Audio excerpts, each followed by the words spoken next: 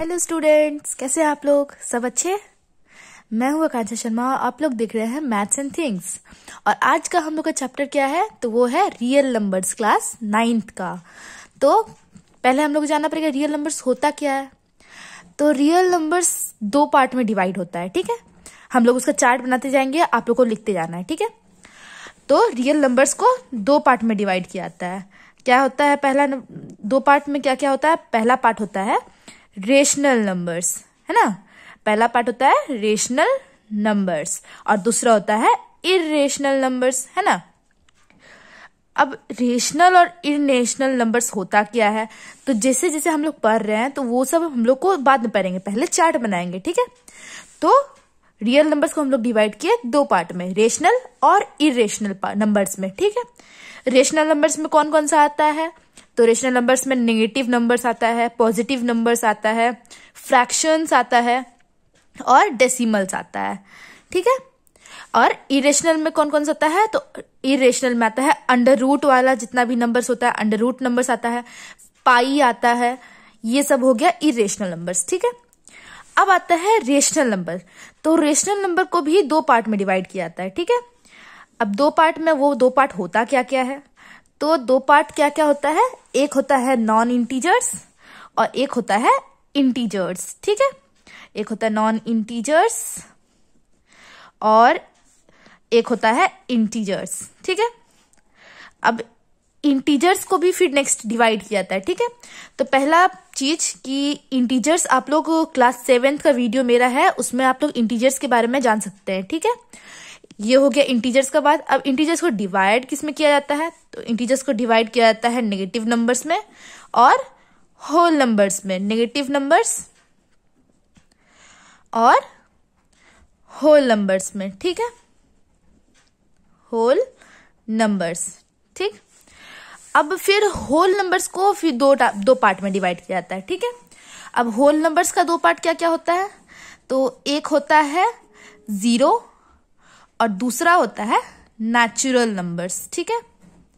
Natural numbers, ठीक। ये हो गया हम लोग का चार्ट रियल नंबर्स का, ठीक है। इस चार्ट को आप लोग बनाओ। अब देखना है कि रियल नंबर्स का डेफिनेशन क्या होता है, ठीक है। तो रियल नंबर का डेफिनेशन ये होता है कि हम लोग ये लिख सकते हैं कि real numbers can be defined as the union of both rational and irrational numbers. Rational and irrational numbers. ठीक है। ये हो गया रियल नंबर्स का डेफिनेशन। इसका डेफिनेशन का मतलब क्या हुआ? मतलब कि रेशनल और इरेशनल नंबर्स जितना भी होता है, जब सबको साथ में एक बार यूनियन करते हैं, एक साथ लाते हैं, तो जो नंबर्स होता है उसको कहते हैं रियल नंबर्स, ठीक है। अब रेशनल नंबर को डिनोट किस चीज से करते हैं? तो इसको डिनोट करते हैं कैपिटल आर से, डिनोटेड बाय कैपिटल आर, ठीक है। ये डिनोट करते हैं इसको आर से, रियल नंबर्स को डिनोट करते हैं कैपिटल आर से, ठीक है। अब आता है सारा जितना भी हम लोगों ने पार्ट्स पढ़ा रियल नंबर्स का, उसका मतलब क्या क्या होता है, ठीक है। तो स्टार्ट करते हैं नेचुरल नंबर्स से। तो नेचुरल नंबर्स क्या होता है आखिर? तो नेचुरल नंबर्स क्या होता है? तो काउंटिंग जो कि हम लोग 1 से पढ़ते हैं, काउंटिंग फ्रॉम 1, जितना भी काउंटिंग 1 से होता है उसको कहते हैं नेचुरल नंबर्स, ठीक है। 1 से काउंटिंग शुरू होता है तो वो होता है नेचुरल नंबर्स। पर उसी में अगर हम लोग जीरो को इंक्लूड कर देंगे, जीरो इंक्लूड हो जाएगा उसमें, तो वो हो जाएगा होल नंबर्स, काउंटिंग फ्रॉम 0, ठीक है। 0 से काउंटिंग स्टार्ट करेंगे तो वो हो गया होल नंबर, 0 से इन्फिनाइट तक, ठीक है। और नेचुरल नंबर्स यानी 1 से स्टार्ट करके इन्फिनाइट तक, ठीक है, वो हो गया नेचुरल नंबर्स, ठीक। ये हो गया नेचुरल नंबर्स और होल नंबर्स खत्म। अब आता है इंटीजर्स, ठीक है। इंटीजर्स, तो इंटीजर्स होता क्या है? तो इंटीजर्स का और आप लोग को जानना है तो वो आप लोग 7th का वीडियो देख लेना। और ऐसे में मैं भी शॉर्ट में बता देती हूँ, इंटीजर्स को इन्फिनाइट से लेके इन्फिनाइट तक लिया जाता है, यानी नेगेटिव इन्फिनाइट से लेके 0 इंक्लूड होते हुए पॉजिटिव इन्फिनाइट तक जाता है इंटीजर्स, ठीक है। माइनस इन्फिनाइट से लेके पॉजिटिव इन्फिनाइट तक, मतलब माइनस इन्फिनाइट हुआ dot dot dot dot up to 0, -3 -2 -1 0 1 2 3 up to infinite, ठीक है। ये हो गया इंटीजर्स का बात, ठीक। ये हो गया इंटीजर्स, ठीक। अब आता है रेशनल नंबर्स। तो रेशनल नंबर्स क्या होता है? रेशनल नंबर्स उसको बोलते हैं जो कि फ्रैक्शन का फॉर्म में रहता है, ठीक है। p/q का फॉर्म में रहता है, या फिर a/b भी हम लोग बोल सकते हैं। p/q का फॉर्म में रहता है where q is not equal to 0, where q is not equal to 0, मतलब कि q 0 नहीं होना चाहिए, डिनोमिनेटर में 0 नहीं आना चाहिए, तो वो होता है रेशनल नंबर्स, ठीक है। अब आता है इर्रेशनल नंबर्स। तो इर्रेशनल नंबर्स क्या हो गया? इर्रेशनल नंबर्स उनको बोलते हैं जो कि अंडर रूट के फॉर्म में रहते हैं, अंडर रूट के फॉर्म में रहते हैं, जैसे कि √2, √3, और जो कि वैल्यू में रहते हैं, पाई का वैल्यू में रहते हैं। पाई जैसे हो गया, पाई लिखते हैं हम लोग, तो पाई किस चीज का होता है? सर्कल का होता है, ठीक है। पाई का वैल्यू में लिखते हैं, ये हो गया, और अंडर रूट हो गया, ठीक है। इरेशनल नंबर्स खत्म। अब सबका डिनोट कैसे करते हैं? तो नेचुरल नंबर्स का तो n से डिनोट किया जाता है, नेचुरल नंबर्स को डिनोट किया जाता है कैपिटल N से, ठीक है। होल नंबर्स को डिनोट किया जाता है W से, कैपिटल W। इंटीजर्स को डिनोट किया जाता है Z से।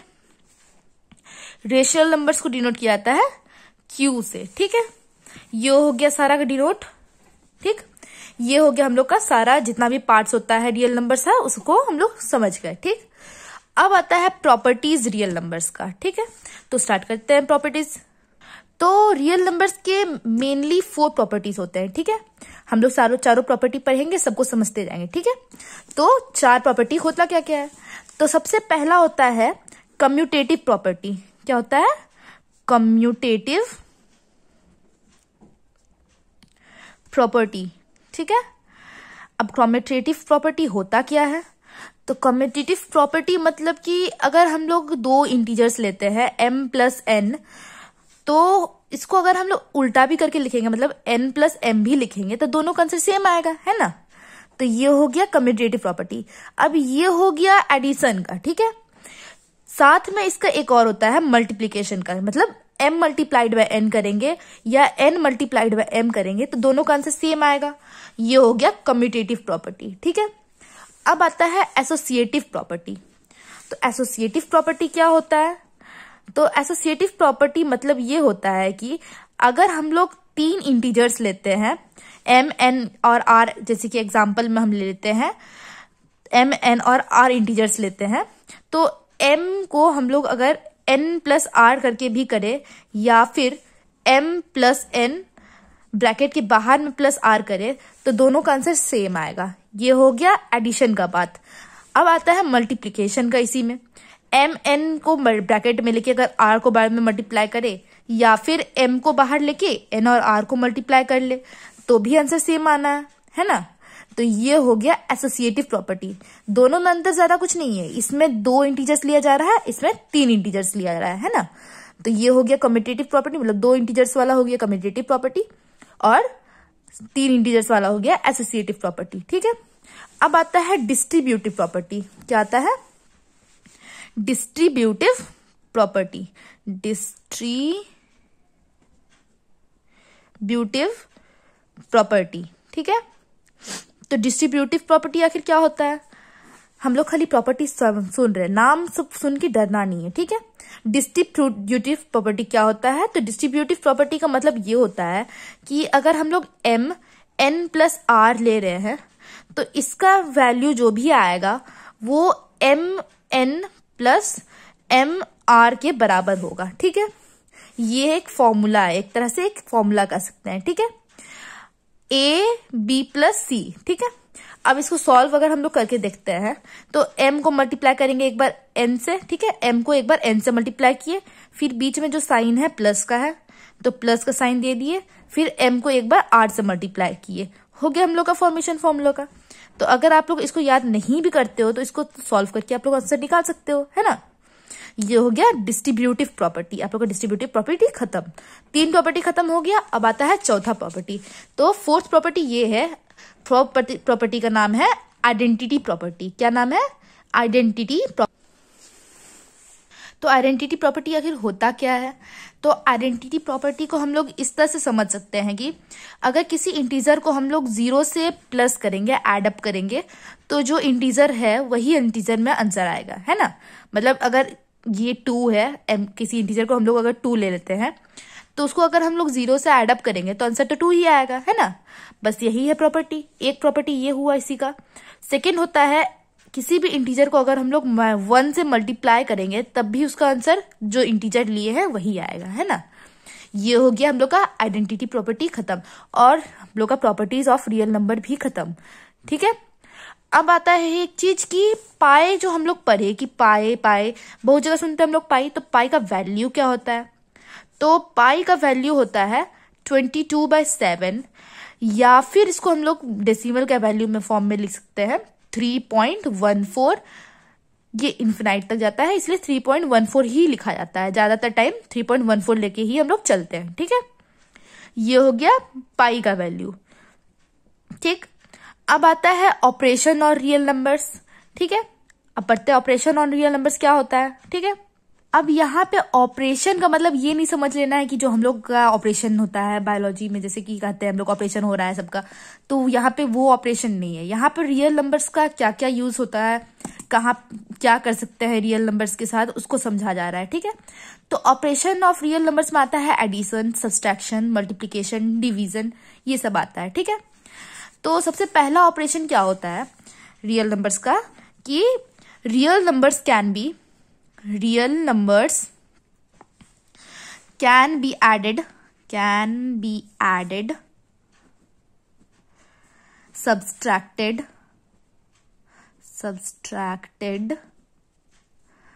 multiplied and divided। मतलब इसको मल्टीप्लाई भी कर सकते हैं, एडिशन भी कर सकते हैं, सब्सट्रैक्शन भी कर सकते हैं, डिवीजन भी कर सकते हैं, सारा कर सकते हैं, है ना। तो ये हो गया पहला चीज, ठीक।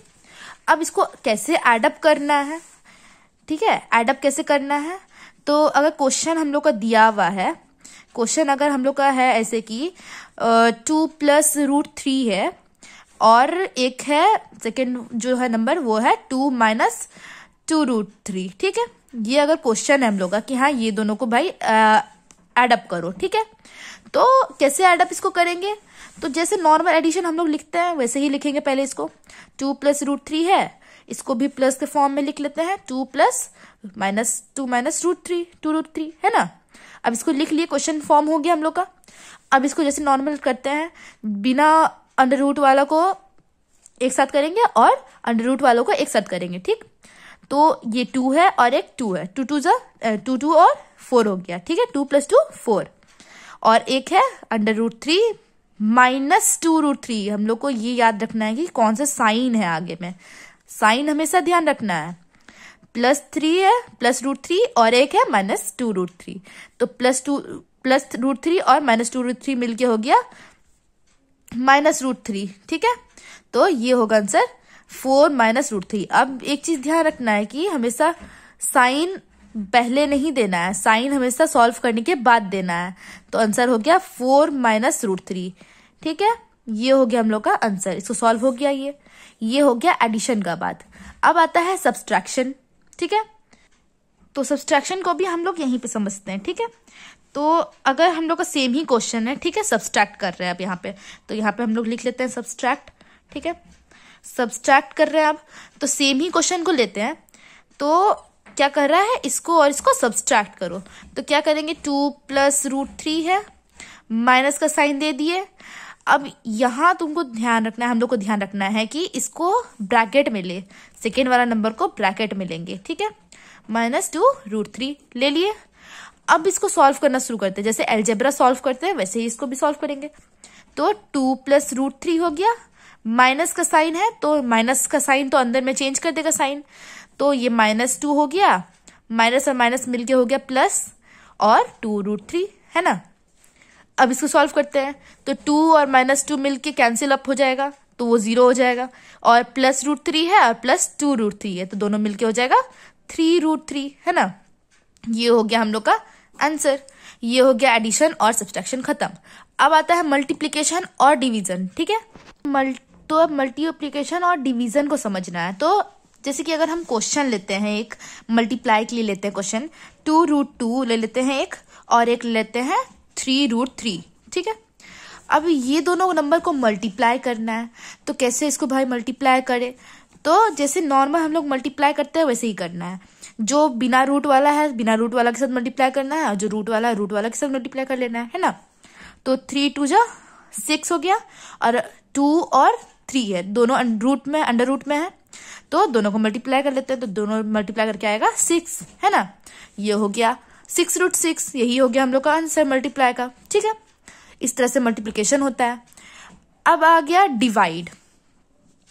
तो डिवाइड कैसे करें अब, तो डिवाइड करने के लिए जैसे कि अगर हम लोग क्वेश्चन लेते हैं 10√15 बाय √5, ये क्वेश्चन अगर हम लोग लेते हैं तो बाय का मतलब हो गया कि बाय के बाद वाला जो नंबर है वो डिनोमिनेटर होगा, है ना।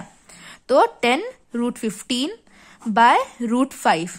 तो अब ध्यान देना है कि यहाँ पे जो नंबर डिनोमिनेटर में है वो क्या ऊपर वाले में आ रहा है, वो अगर इसको तोड़ के आ सकता है, मतलब कि 10√15 है अगर, तो अब इसको तोड़ते हैं, √15 है, अगर √15 को अगर हम लोग तोड़ेंगे तो कैसे तोड़ सकते हैं इसको, √5 और √3 मल्टीप्लाइड में करके लिख सकते हैं, 5 3 15, √15 हो जाएगा।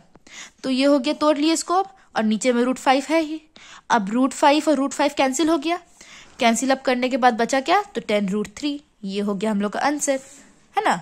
ये हो गया डिवाइड खत्म। अब आता है सब common factors of operation on real numbers. तो क्या क्या कॉमन फैक्ट्स होता है जो रियल नंबर्स का ऑपरेशन होता है, ठीक है।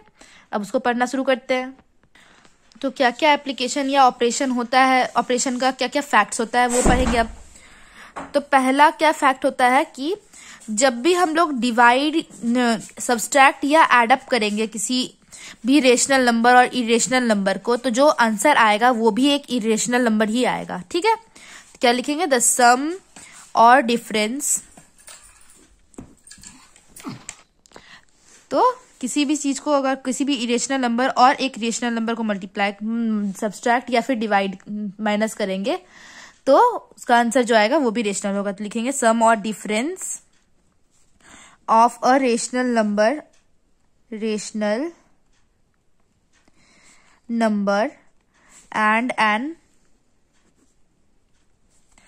irrational number is irrational,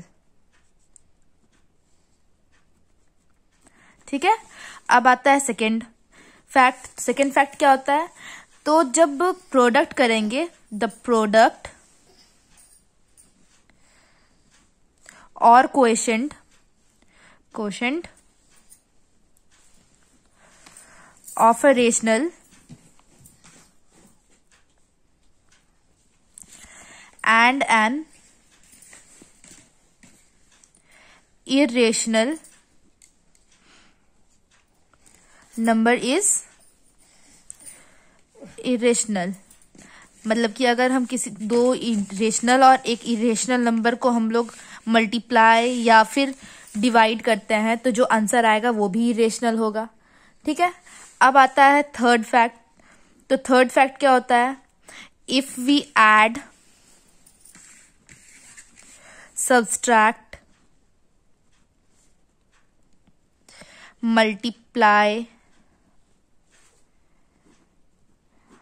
और divide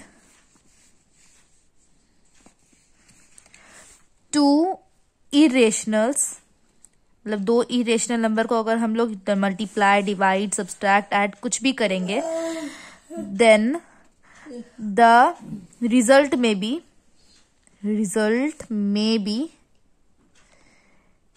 रेशनल और इरेशनल, मतलब कि वो रेशनल भी हो सकता है उसका रिजल्ट या फिर इरेशनल भी हो सकता है।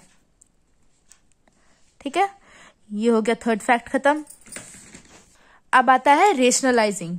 तो रेशनलाइजिंग होता क्या है?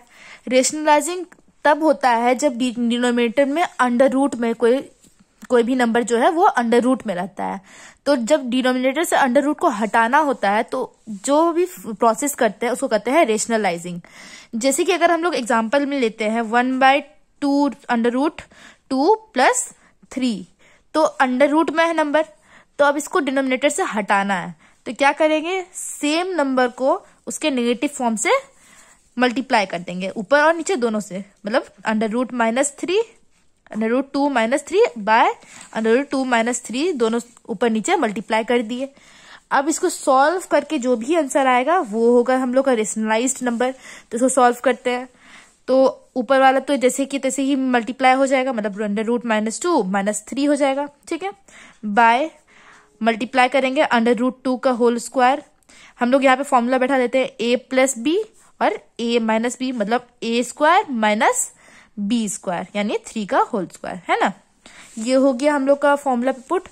अब इसको सॉल्व करेंगे तो सॉल्व करके आएगा under root 2 - 3 by 2, under root 2 का होल स्क्वायर करेंगे तो वो उसका आंसर आएगा 2 - 3 का स्क्वायर यानी 9, और आंसर आ गया फाइनली हम लोग का -2 अंडर रूट 2 - 3 बाय -7। ये हो गया हम लोग का रेशनलाइज्ड नंबर, है ना। रेशनलाइजिंग का मतलब हो गया कि अंडर रूट 2 जो अगर डिनोमिनेटर में है तो उसको हटाना है, उसको हटाते हैं तो उस प्रोसेस को कहते हैं रेशनलाइजिंग, ठीक है। अब आता है law of exponents real numbers के लिए। मतलब एक्सपोनेंट्स जो हम लोग पढ़े हैं चैप्टर, एक्सपोनेंट्स का क्या क्या लॉ होता है हम लोग का रियल नंबर्स पे, ठीक है। तो इसका 4 लॉ होता है, ठीक है। वो 4 लॉ हम लोग पहले भी पढ़े हुए हैं, बट हम लोग को रिवीजन करना है। तो लॉ क्या क्या होता है? एक होता है, सबसे पहला होता है x⁴m multiplied by x⁴n is equal to x⁴m + n। मतलब अगर नंबर जो है वो सेम है तो उसका पावर जो रहेगा, मल्टीप्लाई में अगर नंबर है तो पावर जो रहेगा वो एड अप हो जाएगा। मतलब x⁴m है, उसको मल्टीप्लाई कर रहे हैं किसी सेम नंबर का दूसरा पार्ट से, सेम नंबर से बट दूसरा पावर है, तो उसका पावर्स एड अप हो जाएगा। फॉर एग्जाम्पल अंडर रूट, यहाँ पे 2 हम लोग ले लेते हैं और पावर में भी 2 ले लेते हैं एक में, और दूसरा भी नंबर 2 लेते हैं और पावर में लेते हैं 3। तो डिनोमिनेटर सेम हो गया, मतलब नंबर सेम हो गया इसका। तो क्या होगा इसका आंसर? 2 का पावर में 2 + 3, ये हो गया। इसको सॉल्व करेंगे तो 2⁵5। अब 2⁵5 जो भी होता है वो आंसर हो जाएगा, है ना। क्या होता है आंसर इसका? 2⁵5 को क्या करेंगे, तोड़ लेंगे पहले।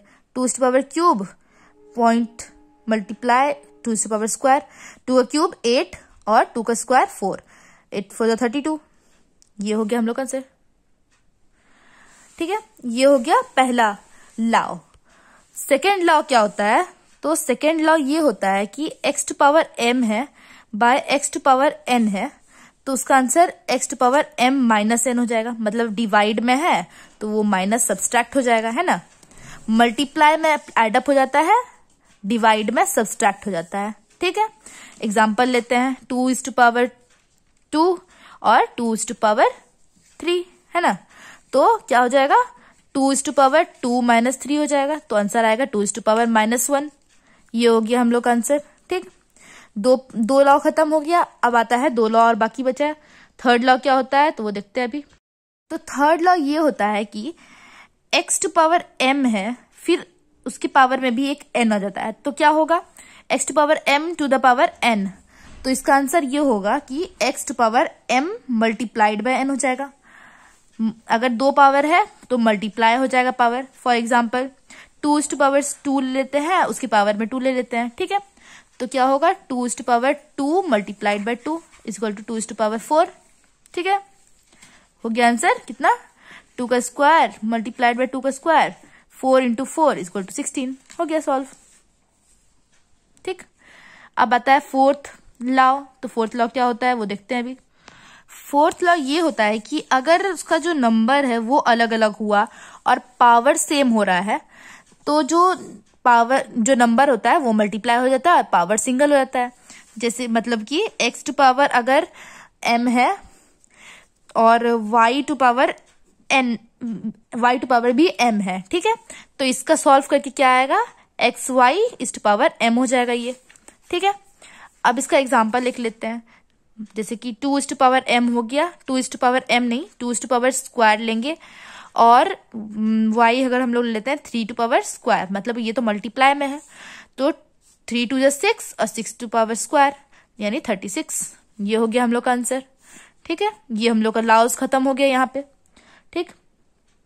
अब एक क्वेश्चन लेते हैं, ठीक है। अब उस क्वेश्चन को सॉल्व करते हैं। तो क्वेश्चन ये है कि if 1, -2 is a solution of the equation 2x minus y is equal to p, then find the value of p. Find the value of p. ये है क्वेश्चन। तो अब p का वैल्यू जब निकालना है तो क्या करते हैं हम लोग का, ये जो आंसर आए ये x और y हम लोग ले सकते हैं, ठीक है। तो क्या करेंगे, putting x is equal to 1, y is equal to -2। आप लोग क्या कीजिए, वीडियो को रोक करके आप लोग ट्राई करिए खुद से पहले। अब मैं बताती हूँ तब तक। Putting x equal to 1, y equal to -2, हम लोग ले लिए ये नंबर, इस तरह से पुट कर लेते हैं इसको। तो क्या करेंगे हम लोग, इस जो इक्वेशन हम लोग को दिया गया है 2x minus y equal to p, तो उस पर पुट करते हैं। तो क्या मिलता है हम लोग को, 2x है, x का वैल्यू 1, माइनस y है तो y का वैल्यू -2, ठीक है, इज इक्वल टू p। तो 2 -2 है तो माइनस माइनस मिलके प्लस हो गया और 2 हो गया p। तो आंसर आता है p इज इक्वल टू 4 हो गया। तो फिर वैल्यू आ गया 4 का, therefore we get p is equal to 4, ठीक है। ये हम लोग का चैप्टर यहाँ पे रियल नंबर्स खत्म होता है हम लोग का चैप्टर। आप लोग से नेक्स्ट चैप्टर में मिलेंगे। घर पे रहिए, सेफ रहिए। Thank you.